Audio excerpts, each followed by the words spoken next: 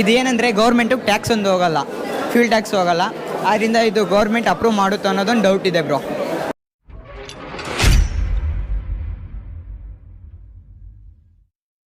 Rechargeable electrical vehicle. ಈಗ electric vehicle ಇದೆ, but ಯಾರು ಜನ ಅದನ್ನ ಬೈ ಮಾಡಲ್ಲ. ರೀಸನ್ ಇಷ್ಟೇ, ಒಂದು ಅದು ಚಾರ್ಜಿಂಗ್ ಪಾಯಿಂಟ್ ಸಿಗೋಲ್ಲ, ಮತ್ತು ಅದು ಲಾಂಗ್ ಡ್ರೈವ್ ಹೋಗೋಕ್ಕಾಗಲ್ಲ.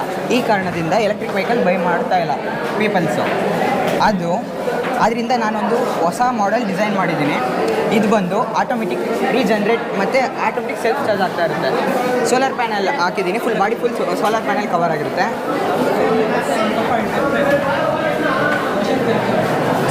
ಫುಲ್ಲು ಬಾಡಿ ಫುಲ್ ಮೆಟಲ್ ಇರುತ್ತೆ. ಮೆಟಲ್ ಮೇಲೆ ಸೋಲಾರ್ ಪ್ಯಾನಲ್ ಹಾಕಿರ್ತೀವಿ.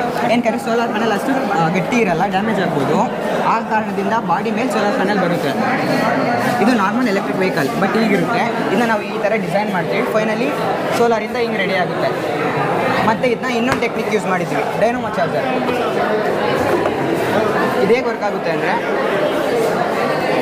ಫ್ರಂಟ್ ವೀಲಲ್ಲಿ ಮೋಟಾರ್ ಇರುತ್ತೆ, ಬ್ಯಾಕ್ ವೀಲ್ ಸಪೋರ್ಟ್ ವೀಲ್ ಆಗಿರುತ್ತೆ. ಬ್ಯಾಕ್ ವೀಲ್ಗೆ ಡೈನಮೋ ಫಿಕ್ಸ್ ಮಾಡಿರ್ತೀವಿ. ಫ್ರಂಟ್ ವೀಲ್ ರನ್ ಆದರೆ ಬ್ಯಾಕ್ ವೀಲ್ ರನ್ ಆಗ್ತಾ ಇರುತ್ತೆ. ಡೈನಮೋ ರೊಟೇಟ್ ಆಗುತ್ತೆ, ಮತ್ತು ಚಾರ್ಜರ್ ಜನ್ರೇಟ್ ಆಗ್ತಾನೆ ಇರುತ್ತೆ. ಆದ್ದರಿಂದ ಯಾವುದೇ ರೀತಿ ಎಲ್ಲೇ ಕೂಡ ಬ್ಯಾಟ್ರಿ ಡೌನಾಗಿ ನಿಂತ್ಕೊಳ್ತು ಅಂತ ಒಂದು ರೀಸನ್ನೇ ಬರೋಲ್ಲ. ಇದರಲ್ಲಿ ಆಟೋಮೆಟಿಕ್ ಚಾರ್ಜ್ ಆಗ್ತಾ ಇರುತ್ತೆ. ಗಾಡಿ ರನ್ ಆದರೆ ಆಟೋಮೆಟಿಕ್ ಚಾರ್ಜ್ ಆಗುತ್ತೆ. ಮತ್ತು ಇದರಲ್ಲಿ ಈಗ BS6 ಏನೇನಿದೆ ಟೆಕ್ನಾಲಜಿ ಎಲ್ಲ ಕೂಡ ಈ ವೆಹಿಕಲಲ್ಲಿ ಫಿಕ್ಸ್ ಆಗಿರುತ್ತೆ. ಹೇಗಿದೆ ಅಂದರೆ ನೋಡಿ, ಬ್ಯಾಟ್ರಿ ಇದೆ, ಬ್ಯಾಕ್ ವೀಲ್ ಡೈನಮೋ ಇರುತ್ತೆ, ಫ್ರಂಟ್ ವೀಲ್ ಮೋಟಾರ್ ಇರುತ್ತೆ, ಇದರಲ್ಲಿ AC, ಪವರ್ ವಿಂಡೋ ಎಲ್ಲ ಇರುತ್ತೆ. ಈಗ ನಾರ್ಮಲ್ ಎಲೆಕ್ಟ್ರಿಕ್ ವೆಹಿಕಲಲ್ಲಿ AC ಯೂಸ್ ಮಾಡಿದ್ರೆ ಅದ್ರದ್ದು ಏನಿರುತ್ತೆ ರೇಂಜ್, ಅದು ಬ್ಯಾಟ್ರಿ ರೇಂಜ್ ಕಡಿಮೆ ಡೌನ್ ಆಗ್ತಾ ಬರುತ್ತೆ. ಯಾಕಂದರೆ AC ಆನ್ ಮಾಡಿರ್ತೀವಿ, ಎನಿ ಟೈಮ್ AC ಆನ್ ಮಾಡಿದ್ರೆ AC ಇಂದ ಪವರ್ ಡೌನ್ ಆಗುತ್ತೆ. ಬಟ್ ಇದಾದರೆ ಅಲ್ಲೇ ಜನ್ರೇಟ್ ಆಗ್ತಾ ಇರುತ್ತೆ. ಸೋಲಾರ್ ಇರುತ್ತೆ, ಸೋಲಾರ್ ಎನಿ ಟೈಮ್ ವರ್ಕ್ ಆಗಲ್ಲ. ಏನಕ್ಕಂದರೆ ಕ್ಲೌಡ್ ಇರೋ ಟೈಮಲ್ಲಿ ಹೆಂಗೆ ವರ್ಕ್ ಆಗುತ್ತೆ ನೀವು ಕೇಳ್ಬೋದು.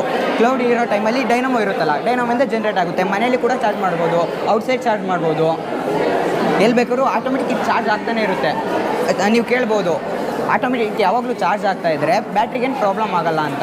ಪ್ರಾಬ್ಲಮ್ ಆಗಲ್ಲ, ಯಾಕಂದರೆ ನಮ್ಮ ಫೋನಲ್ಲಿ ಹೇಗೆ 100% ಚಾರ್ಜ್ ಆದರೆ ಆಟೋಮೆಟಿಕ್ ಸ್ಟಾಪ್ ಆಗುತ್ತೋ ಆ ಟೆಕ್ನಾಲಜಿ ಈ ವೆಹಿಕಲಲ್ಲಿದೆ. ಆದ್ದರಿಂದ ಇದು ಎಷ್ಟೇ ಬ್ಯಾಟ್ರಿ ಚಾರ್ಜ್ ಆದರೂ ಏನೂ ಬ್ಯಾಟ್ರಿ ಪ್ರಾಬ್ಲಮ್ ಆಗಲ್ಲ.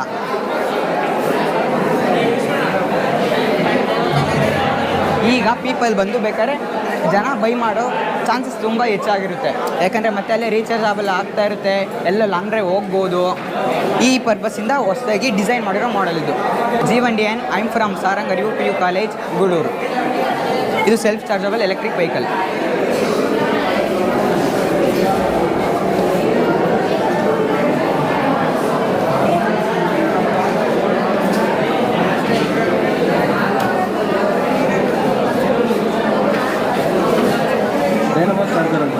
ಹಾಂ ಬ್ರೋ, ಡೈನಮೋಯಿಂದ ಚಾರ್ಜ್ ಆಗುತ್ತೆ. ಈಗ ನಾರ್ಮಲ್ ವೆಹಿಕಲಲ್ಲಿ ಡೆಂಟ್ ಆರ್ ಡ್ಯಾಮೇಜ್ ಬಿದ್ದರೆ ಆ ಪಾರ್ಟ್ ರಿಪ್ಲೇಸ್ ಮಾಡ್ಬೋದು. ಬಟ್ ಇದರಲ್ಲೂ ಕೂಡ ಅದೇ ರೀತಿ ರಿಪ್ಲೇಸ್ ಮಾಡ್ಬೋದು. ಫ್ರಂಟ್ ಆಗ್ಬೋದು, ಬ್ಯಾಕ್ ಆಗ್ಬೋದು, ಸೈಡ್ ಡೋರ್ ಆಗ್ಬೋದು. ಎಲ್ಲೇ ಡೆಂಟ್ ಬಿದ್ದರೂ ಏನೇ ಡ್ಯಾಮೇಜ್ ಆದರೂ ಕೂಡ ಸೋಲಾರ್ ಸೆನ್ಸು ರಿಪ್ಲೇಸ್ ಮಾಡ್ಬೋದು.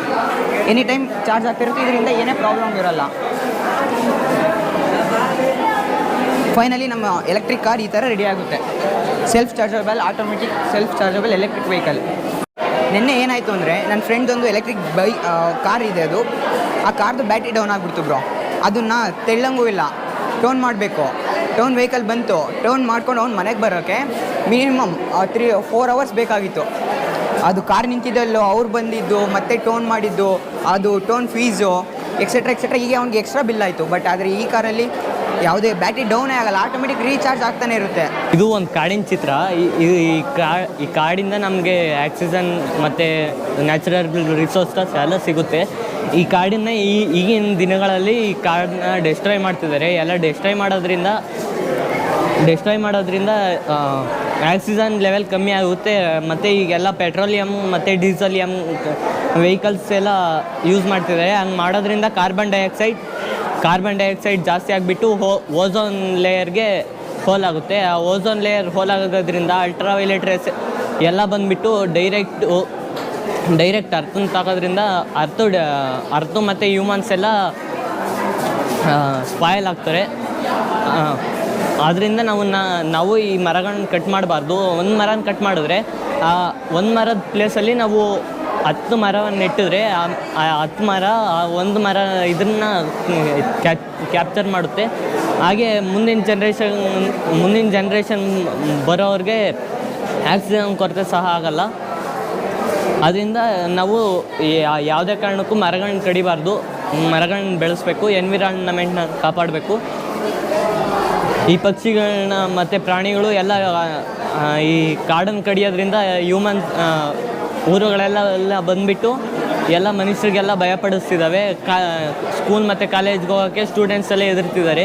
ಹಾಗಾಗಿ ದಯವಿಟ್ಟು ಯಾರು ಕಾಡನ್ನು ಕಡಿಬೇಡ್ರಿ, ಎಲ್ಲರೂ ಕಾಡನ್ನು ಬೆಳೆಸೋಕ್ಕೆ ಟ್ರೈ ಮಾಡಿರಿ. ಈಗ ಮಾಡೋದ್ರಿಂದ ನಿಮಗೆ ಕಾಡನ್ನು ಬೆಳೆಸೋದ್ರಿಂದ ಮಳೆನೂ ಚೆನ್ನಾಗುತ್ತೆ. ಏನನ್ನ ಕಾಡನ್ನು ಡೆಸ್ಟ್ರಾಯ್ ಮಾಡಿದ್ರೆ ಅಲ್ಲಿ ಮರುಭೂಮಿ ಆಗಿಬಿಟ್ಟು ಮಳೆ ಬರೋದು ಕಮ್ಮಿ ಆಗುತ್ತೆ. ಅಲ್ಲಿನ ಜನಗಳದ್ದು ವಾಸಿಸೋಕ್ಕಾಗಲ್ಲ. ಇನ್ನು ಮುಂದೆ ಇಲ್ಲೊಂದು ಪ್ಲೇಸ್ ಇತ್ತು ಅಂತಂದು ಹೇಳ್ಕೊಬೇಕಾಗುತ್ತೆ. ಅದರಿಂದ ಕಾಡುಗಳನ್ನ ಬೆಳೆಸಿ. ನಮ್ಮೂರಲ್ಲಿ ಮೊನ್ನೆ ಚಿರತೆ ಬಂದಿತ್ತು. ಎಕ್ಸಾಂಪಲ್, ನಮ್ಮೂರಲ್ಲಿ ಚಿರತೆ ಬಂದಿತ್ತು. ಆ ಚಿರತೆನ ನಮ್ಮೂರಲ್ಲಿ ಹಿಡ್ಕೊಂಡು ಸಾಯಿಸ್ಬಿಟ್ರು. ಏಕೆಂದರೆ ಅದು ಜನರಿಗೆಲ್ಲ ಪ್ರಾಬ್ಲಮ್ ಕೊಡುತ್ತೆ ಅಂತಂದು ಹೇಳ್ಬಿಟ್ರು, ಹಿಡ್ಕೊಂಡು ಸಾಯಿಸ್ಬಿಟ್ರು ಅದನ್ನು. ಈ ಕಾಡುಗಳನ್ನೇನನ್ನ ಬೆಳೆಸ್ಬಿಟ್ರೆ ಆ ಕಾಡುಗಳಲ್ಲಿ ಇರ್ತವೆ. ಏನನ್ನ ಕಾಡನ್ನು ಡೆಸ್ಟ್ರಾಯ್ ಮಾಡಿದ್ರೆ ಹಾಗೆ ಕಾಡುಗಳಲ್ಲಿರೋ ಅನಿಮಲ್ಸ್ ಎಲ್ಲ ಬಂದುಬಿಟ್ಟು ಊರಿನ ಜನದ ಮೇಲೆ ಎಲ್ಲ ಅಟ್ಯಾಕ್ ಮಾಡ್ತವೆ. ಅದರಿಂದ ನಾವು ಕಾಡುಗಳನ್ನ ನಾಶ ಮಾಡಬಾರ್ದು, ಕಾಡುಗಳನ್ನ ಬೆಳೆಸಬೇಕು. My name is Mahesh Babu. I am from Jnanapriya PU College, Madhugiri. Welcome you all. We are from Varin PU College. This is my team, Shrikant, Harsha, Madan, Tushar. My topic is to explain about this industry. An industry is a conversion of raw materials into finished goods. There are 3 types: primary sector, secondary sector and tertiary sector. In primary sector we can see farming, cattle breeding, mining, hunting and fishing and some more. And these material move on to the secondary industry. In the secondary industry means conversion of raw materials into finished goods, and the raw material will be supplied to the tertiary sector. There are 2 types of categories. They are manufacturing and constructive. Cotton is being manufactured in manufacturing industry, and road is being constructed.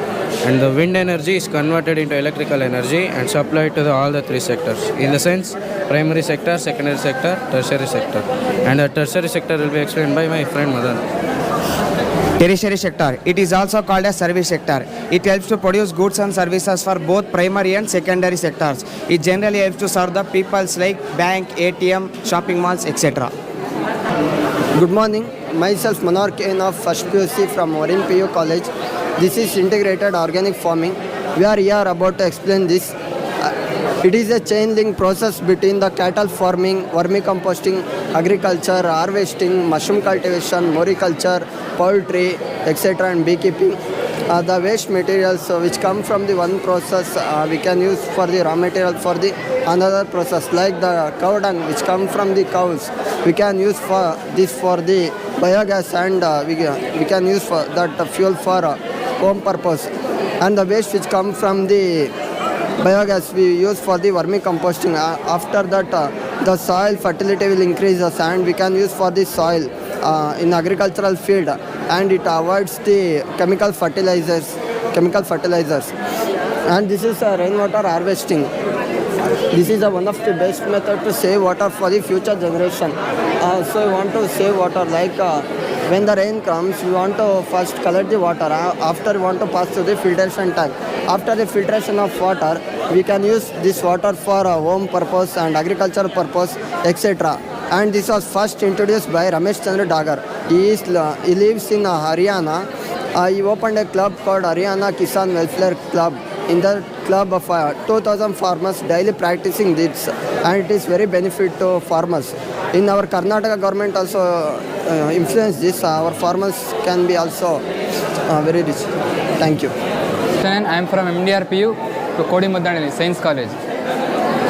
Sir ನಾವು ಮಾಡಿರೋ ಮಾಡಲು global warming ಅದರಿಂದ ಆಗ್ತಿರ್ತಕ್ಕಂಥ effects ಮತ್ತು ಅದನ್ನು control ಮಾಡೋ measures ಏನೇನು ಅಂತ. Global ವಾರ್ಮಿಂಗಿಂದ climate changes ಸಕಾರ ಆಗುತ್ತೆ. ಆ ಕ್ಲೈಮೇಟ್ ಚೇಂಜಸ್ಸಲ್ಲಿ ನಮ್ಮ ಆಗಂಥ 2 ಪ್ರಾಬ್ಲಮ್ಸ್ ನಾವು ಎಕ್ಸಾಂಪಲ್ ಮೂಲಕ ತೋರಿಸಿದ್ವಿ, ಡೆಮಾನ್ಸ್ಟ್ರೇಟ್ ಮಾಡಿದ್ದೀವಿ. ಆಲ್ರೆಡಿ ಒಂದು ಫಸ್ಟ್ ಕ್ಲೈಮೇಟ್ ಚೇಂಜಸ್ ಸಮ್ಮರಿಂದ ಹಾಟ್ ಸಮ್ಮರಿಂದ ಓಝೋನ್ ಡಿಪ್ಲೇಷನ್ ಆಗಿರೋದ್ರಿಂದ ಡ್ರಾಟ್ ಆಗುತ್ತೆ, ಬರಗಾಲ, ನೀರಿಲ್ಲದೆ ಬರಗಾಲ ಆಗೋದು ಡ್ರಾಟ್. ಅದೇ ಮತ್ತು ಗ್ಲೇಷಿಯರ್ಸ್ ಮೆಲ್ಟ್ ಆಗಿ ಜಾಸ್ತಿ ಯು ಡಿ ರೇಡಿಯೇಷನ್ಸಿಂದ ಗ್ಲೇಷಿಯರ್ಸ್ ಎಲ್ಲ ಮೆಲ್ಟ್ ಆಗಿ ಫ್ಲಡ್ ಆಗೋದು, ವಾಟರ್ ಲೆವೆಲ್ ಜಾಸ್ತಿ ಆಗೋದು. ಇವೆರಡು examples for effects global warming. ಇವಾಗ ನಮಗೆ ಇಲ್ಲಿ ಎಫೆಕ್ಟ್ಸ್ ಏನೇನು ಆಗ್ತಾಯಿದೆ ಅಂತ ಎಲ್ಲ ಗೊತ್ತಾಗಿದೆ, ಬಟ್ ಆದರೆ ಪ್ರಿವೆನ್ಷನ್ ಮಾಡೋದಕ್ಕೂ ಎಲ್ಲರಿಗೂ ಗೊತ್ತಿದೆ, ಅದನ್ನು ಯಾರೂ ವ್ಯವಸ್ಥೆಗೆ ತರ್ತಾ ಇಲ್ಲ. ಸೊ ನಾವು ಏನೇನು ಮಾಡಬೇಕು ಅಂದರೆ ಫಸ್ಟ್ ಆಫ್ ಆಲು ವೆಹಿಕಲ್ಸಿಂದ ತುಂಬಾ ಬ್ರಾಡಾಗಿ ವೆಹಿಕಲ್ಸ್ನ ಯೂಸ್ ಮಾಡ್ತಾಯಿದ್ದೀವಿ. For example Delhi most of the polluted city in the world, ಯಾಕೆಂದರೆ ಇಲ್ಲಿ ತುಂಬ ಪಾಪ್ಯುಲೇಷನ್ ಜಾಸ್ತಿ ಇದೆ ಮತ್ತು ತುಂಬಾ ಜಾಸ್ತಿ ವೆಹಿಕಲ್ಸ್ನ ಯೂಸ್ ಮಾಡ್ತಾಯಿದ್ದಾರೆ. ಅದಕ್ಕೋಸ್ಕರ ನಾವು ಯೂಸ್ ಆಫ್ ಎಕೋ ಫ್ರೆಂಡ್ಲಿ ವೆಹಿಕಲ್ಸ್ನ ನಾವು ಯೂಸ್ ಮಾಡಬೇಕಾಗಿದೆ. ಯಾಕಂದರೆ ನಾವು ಓಝೋನ್ ಲೇಯರ್ನ ಫಸ್ಟ್ ಆಫ್ ಆಲ್ ಓಝೋನು ನಮ್ಮನ್ನು ತುಂಬಾ ಪ್ರೊಟೆಕ್ಟ್ ಮಾಡ್ತಾ ಇದೆ. ನಾವು ಓಝೋನ್ ಲೇಯರ್ನ ಪ್ರೊಟೆಕ್ಟ್ ಮಾಡಬೇಕು ಅಂದರೆ ಫಸ್ಟ್ ನಾವು ಎಕೋ ಫ್ರೆಂಡ್ಲಿ ವೆಹಿಕಲ್ಸ್ನ ಯೂಸ್ ಮಾಡಬೇಕು. ಮತ್ತು CFC ಫ್ರೀ ಆಗಿರ್ತಕ್ಕಂತಹ ACs ಮತ್ತು ರೆಫ್ರಿಜರೇಟರ್ಸ್ನ ಯೂಸ್ ಮಾಡಬೇಕು. ಇಂಡಸ್ಟ್ರೀಸ್ ಕಡೆಯಿಂದ ಅವು ಬಿಡ್ತಕ್ಕಂಥ ಪೊಲ್ಯೂಟೆಡ್ ಏರ್ನ ಫಸ್ಟು ಫಿಲ್ಟ್ರ್ ಮಾಡಿ ಅಟ್ಮಾಸ್ಫಿಯರ್ಗೆ ಬಿಡಬೇಕು. ಈ ಥರ ಇನ್ನೂ ಮುಖ್ಯವಾಗಿ ಬೆಳೆಸಬೇಕಾಗಿರೋದು ಅಂದರೆ ಗಿಡ ಮರಗಳನ್ನು. ಇವಿಲ್ಲದೆ ಯಾವುದೂ ಕೂಡ ಇಲ್ಲ. ಗಿಡ ಮರಗಳು ತುಂಬಾ ಇಂಪಾರ್ಟೆಂಟ್ ಆಗುತ್ತೆ. ಸೊ ನಾವು ಗಿಡ ಮರಗಳನ್ನು ತುಂಬ ಜಾಸ್ತಿ ಬೆಳೆಸಬೇಕಾಗಿದೆ. ಇವು ತುಂಬ ಇಂಪಾರ್ಟೆಂಟ್ ಆಗಿರ್ತಕ್ಕಂತಹ ಮೆಷರ್ಸು ಸರ್ ಕಂಟ್ರೋಲ್ ಮಾಡೋದಕ್ಕೆ. My name is Sridhar, I am from MDR PU college Kodimudnahalli. Good afternoon, this is Sania and this is Kusuma. ಇವತ್ತು ನಾವು ಸಾರಂಗ್ PU ಕಾಲೇಜಿಂದ ಬಂದಿದ್ದೀವಿ. ಸೊ ಇವತ್ತು ನಾವು ಇಲ್ಲಿ 3D ವಿಷನ್ ಅನ್ನೋ ಒಂದು ಪ್ರಾಜೆಕ್ಟ್ನ ಮಾಡಿದ್ದೀವಿ, ಪ್ರೆಸೆಂಟ್ ಮಾಡ್ತಾ ಇದ್ದೀವಿ. ಇದು ಚೀಪ್ ಆ್ಯಂಡ್ ಬೆಸ್ಟ್ ಆಗಿ ಸ್ಟಡಿ ಮಾಡ್ಬೋದು ಮತ್ತು ಮಾಡೆಲ್ ಇದು ದೊಡ್ಡ ದೊಡ್ಡ ಕಂಪ್ನೀಸಲ್ಲಿ 3D ವಿಷನ್ಸ್ ಎಲ್ಲ ಯೂಸ್ ಮಾಡ್ತಾರೆ, ಆದರೆ ನಾರ್ಮಲ್ ಪೀಪಲ್ಸ್ಗೆ ಇದು ಅಫೋರ್ಡ್ ಮಾಡೋಕ್ಕಾಗಲ್ಲ. ಸೊ ಇದನ್ನು ನಾವು ಮನೇಲೇ ಏನಾದರೂ ಚಿಕ್ಕ ವಸ್ತುನ 3Dಯಲ್ಲಿ ಸ್ಟಡಿ ಮಾಡಬೇಕು ಅಂತ ಅಂದರೆ ನಾವು ಈ ಥರ ಮನೆಯಲ್ಲೇ ಮಾಡಿಕೊಂಡು ಯೂಸ್ ಮಾಡ್ಬೋದು. ಇದನ್ನು 45 ಡಿಗ್ರಿ ಆ್ಯಂಗಲಲ್ಲಿ ಪ್ಲೇಸ್ ಮಾಡಿದ್ದೀವಿ. ಸೊ ಇದು ಮೇಲ್ಗಡೆ ಮೊಬೈಲ್ ಇಡ್ತೀವಿ, ಕೆಳಗಡೆ ಗ್ಲಾಸ್ನ 45 ಡಿಗ್ರಿಲಿ ನಾವು ಪ್ಲೇಸ್ ಮಾಡಿದ್ದೀವಿ.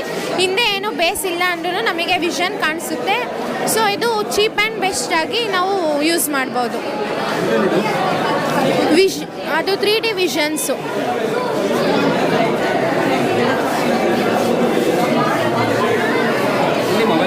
S sir, thank you. Myself Deepak and is Shreyas MD. We are from Saptagiri College and my concept is gravity light. This is a form of renewable energy. We can produce electricity from this gravity. When we hang this mass over here, it goes downwards. Next is this wheel rotates and wheel is connected to this pulley. Pulley rotates many times because of this radius is big. So it is connected to next dynamo. Dynamo is connected to a series of light. You can see here 1.5 light is broken. Next another and connected to this dynamo. This dynamo generates 7 volts to produce electricity. When we hang on. When you hang that, it goes downwards because of gravity.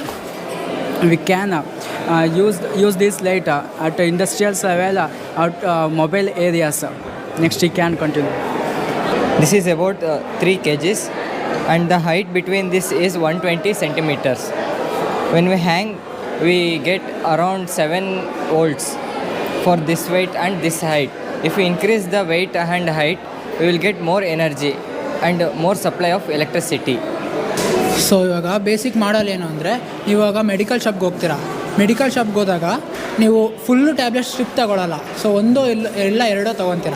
So ಆವಾಗ ನಿಮಗೆ ಇಲ್ಲಿ ನೋಡಿ, ಬನ್ನಿ ಇಲ್ಲಿ ನೋಡಿದ್ರೆ ನಿಮಗೆ expiry date ಅಂತ ಇದೆ, ಬಟ್ ಎಕ್ಸ್ಪೈರಿ ಡೇಟ್ ಇಲ್ಲ. ಅದು ಆ ಟ್ಯಾಬ್ಲೆಟ್ ಇರೋದು ಬೇರೆ ಯಾರಿಗೂ ಕೊಟ್ಬಿಟ್ಟಿರ್ತಾರೆ.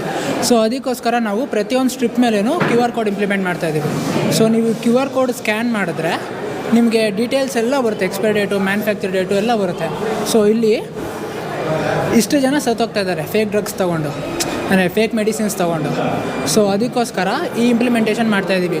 ಇದು ಬೇಸಿಕಾಗಿ ಮಾಡ್ತಾ ಇರೋದು ಸ್ಟಾರ್ಟ್ ಆಗಿದೆ ಯಾಕಂದರೆ ಪ್ರೆಗ್ನೆಂಟ್ ಲೇಡೀಸು ಮತ್ತು ಚಿಲ್ಡ್ರನ್ಸಿಂದ. ಸೊ ಅವ್ರಿಗೆ ಕಮ್ಮಿ ಡೋಸೇಜು, ಅಂದರೆ ಸ್ಪೆಸಿಫಿಕ್ ಡೋಸೇಜ್ ಇರುತ್ತೆ, ಅದು ಮಾತ್ರ ತೊಗೋಬೇಕಾಗುತ್ತೆ ಅವರು.